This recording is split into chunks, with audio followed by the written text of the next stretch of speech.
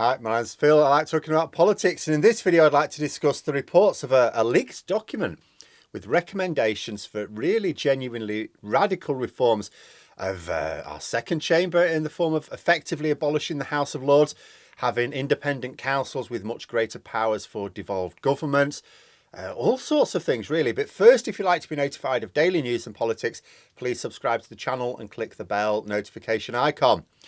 So the first thing to note is that these are proposals. They are just those. Labour haven't formally adopted these yet. They've been organised by Gordon Brown, though, who has been heavily involved in the policy team for Labour recently. And you get a feeling that these recommendations are not just going to be read and then ignored. You could imagine, so what's the reason for leaking it? Is it because there seems to be some resistance amongst the Labour leadership? There'll be a lot of resistance amongst the Tory leadership, amongst the Labour leadership, sorry. And, they're leaking it out to show that actually people would be in favour of this. No, I think I can absolutely see the circumstances under which many of these policies could go ahead. For Labour, there's always a tricky balancing act with policy making. On the one hand, there are good policies which the largely right-wing Tory media will trash mercilessly, so the key voting public tend to turn against it, at which point you can't really put it in your manifesto because otherwise you'll just lose the election. This is why, for example, any Labour leader that prioritises winning the election has to go the extra mile to make sure that their spending plans are all watertight. No adding to the national debt, even for major infrastructure projects, which would be entirely justified. The Tories, on the other hand, can produce completely uncosted spending plans, tell the most ridiculous lies. The media will just gloss over the details. In 2019, Boris Johnson's spending plans did not add up with his manifesto promises. But even the grown-up right-wing media just raised an eyebrow. They were saying things like, oh, you're probably going to have to raise taxes to pay for this. Rather than saying, no, these figures don't add up. You can't cut taxes and increase spending. That's not how it happens. Labour would face a similar problem with major reform of how our country is governed. Proportional representation is the single most important reform this country needs, in my view. I think it needs many, but that is the one at the top of the tree. And I say that because if you were to install that, I think a lot of the others would follow naturally. But I may discuss that one more after the Labour conference, which begins this weekend, because it's going to come up again. There are difficulties with adopting that policy, internal and external. But I feel Labour have real scope for two of the main ideas in this Gordon Brown paper. There are lots of other little subsidiary ones as well, but the two main ones that stuck out for me. The first is wider powers for devolved governments, including proper tax-raising powers. The second is abolishing the House of Lords in its current form. Now, there's been strong support for both of these policies in Labour for a long time. Even Tony Blair wanted to go much further, but found that bafflingly, the public weren't generally that keen. But now the time might be right. Devolution, first of all. The UK's fractured. It's held together with duct tape right now. That'll not save it. Just to be clear, my views on the UK are that it makes sense for Britain to remain as one nation. Unity really is strength. It's not just a slogan to sell posters. But Northern Ireland leaving the UK does not represent part of a powerful nation going it alone and finding itself a minnow in a sea of sharks. It's a politically fractious society that would be rejoining with its own island once more. And although politics would remain divisive for some time, you don't really solve the political problems by reunifying Ireland in the short term. You just think the passing of generations would heal that. In a way that partition hasn't. We can prove that. It's been 100 years. But even Britain could split into multiple parts.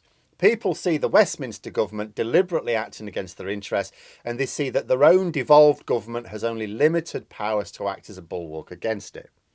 Both Brexit and the cost of living crisis are real pressure points on the union. Brexit showed that the devolved governments didn't really have any say on the most serious matters impacting the lives of their country. The cost of living crisis has shown the need for different spending priorities, but that devolved governments, though they do have spending powers, don't have much in the way of tax raising powers. So what they have to spend and allocated into different areas is decided by Westminster. All the devolved governments get to do is decide the finer details. The same Westminster government who currently are showing that they've got economic policies so far removed from reality that our national finances are in a real mess. So Brown's proposals are for more tax raising powers. And why not? Like, I would go much further. The Westminster government and Parliament only really needs to deal with matters of genuine national importance. Think about the sort of federal system of the US.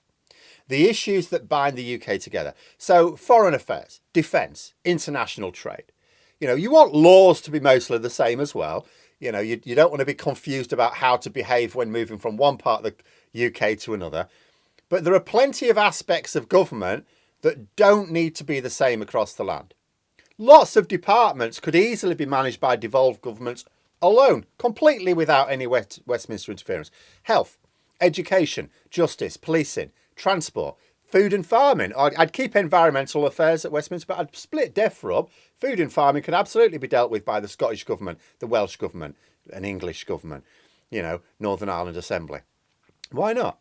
Brown isn't suggesting anything quite that radical, but, you know, step at a time. But it would give devolved governments proper tax raising powers. It would give them, therefore, more scope to adjust spending priorities to what might be better for their country. And there's always going to be a number of people who want to break from the UK, but the only reason this number approaches anything like a majority is when that they see that their interests are not being supported. Like, if you give devolved governments the powers to do that, and the problem melts away. Like, most people can see the benefit in being part of a larger nation, as long as it doesn't mean sacrificing their own agency to improve their lives. Now, of course, if you end up with, say, the Welsh government or Scottish government being run by a party that you are fundamentally opposed to, you still don't think they're doing you any favours, but that wouldn't be improved by splitting from the UK either.